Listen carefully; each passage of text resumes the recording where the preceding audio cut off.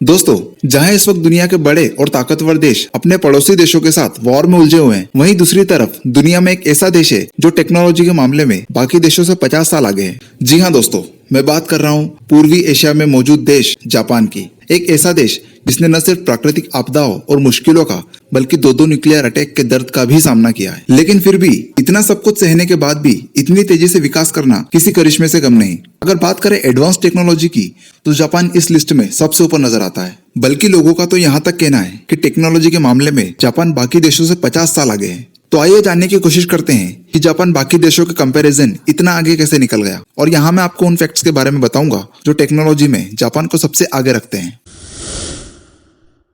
दोस्तों, जापान की सफलता में उसके एजुकेशन सिस्टम का अहम रोल है, क्योंकि किसी भी देश को आगे बढ़ाने में शिक्षा का खास योगदान होता है, जिसे जापान के लोग अच्छी तरह समझते हैं। जापान में पढ़ाई को काफी महत्व दिया जाता है और उनके पास एक शानदार एजुकेशनल सिस्टम है जो स्किल्ड और एजुकेटेड वर्कफोर्स तैयार करता है। जापान एजुकेशन पर अपने जीडीपी का लगभग 3.60% खर्च करता है। लर्निंग और इनोवेशन पर उनका यह फोकस ही टेक्नोलॉजी एडवांसमेंट में उनकी मदद करता है। जापान की टेक्नोलॉजी को इतना एडवांस बनाने के पीछे वहां के युवाओं का बड़ा हाथ है। आंकड़े बताते हैं कि OECD यानी कि organisation for economic corporation and development countries में जापानीज स्टूडेंट्स का परफॉर्मेंस साइंस में पहले और मैथ्स में दूसरे नंबर पर आता है।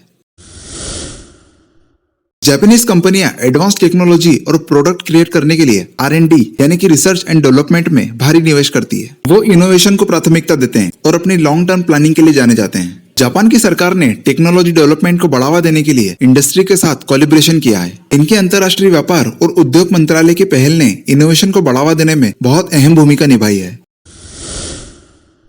जापान में लोग अपनी पंक्चुअलिटी के लिए जाने जाते हैं और यही बात उनके पब्लिक ट्रांसपोर्ट सिस्टम में भी साफ नजर आती है। जापान में ट्रेनें समय पर चलती है और 1 मिनट की भी देरी नहीं होती। और जानते हो, अगर कभी किसी वजह से ट्रेन 2 या 3 मिनट लेट हो जाए तो कंडक्टर को पब्लिक एपोलॉजी इशू करनी पड़ती है। और अगर गलती से 1 घंटा लेट हो जाए तो ये तो उनके लिए ब्रेकिंग न्यूज बन जाती है। जहाँ कई बड़े देश आज भी बुलेट ट्रेन शुरू करने का बस सपना ही देख रहे हैं, वहीं जापान पूरे देश में बुलेट ट्रेन का नेटवर्क बिछा चुका है। दोस्तों, रोबोट से तो जापानीज लोगों को खास लगाव है। जापान के कैफे, रेस्टोरेंट और मेट्रो स्टेशन पर रोबोट आपको काम करते हुए आसानी से दिख जाएंगे। वो आपको खाना परोसते हैं, आपके लिए किराने का सामान लेकर आते हैं। यही नहीं, जापान में रोबोट का इस्तेमाल कई दूसरे कामों के लिए भी किया जाता है, जैसे नेचुरल डिजास्टर रोबोट भूकंप और तूफान जैसी प्राकृतिक आपदाओं में लोगों को बचाने का काम करते हैं। जापान के एयरपोर्ट पर उतरते ही रोबोट आपको स्वागत करते हुए दिख जाएंगे। दोस्तों, जापान में आपको हर जगह वेडिंग मशीनें देखने को मिल जाएंगी। इन वेडिंग मशीन से आप सिर्फ खाने या पीने की चीजें ही नहीं बल्कि कॉस्मेटिक, बैटरीज या पर्सनल आइटम भी खरीद सकते हैं। साथ ही यहाँ के कन्वीनियंस स्टोर्स पर आपको सामान खरीदने के अलावा दूसरी फैसिलिटीज भी मिल जाती है, जैसे कि bill payment kiosk, ATM, wifi, delivery facility और भी बहुत कुछ। जापान में सब कुछ बहुत साफ नजर आता है और यहाँ के पब्लिक टॉयलेट तो किसी 5 स्टार होटल के टॉयलेट से भी ज्यादा एडवांस नजर आते हैं। जापानी स्कूलों में सफाई करिकुलम का हिस्सा होती है। बच्चों को स्कूल में ही साफ सफाई करना सिखाया जाता है ताकि वो बड़े होकर दूसरों के काम की इज्जत कर सके। वहाँ के लोग कम्युनिटी क्लीनअप में भी अक्सर हिस्सा लेते हैं।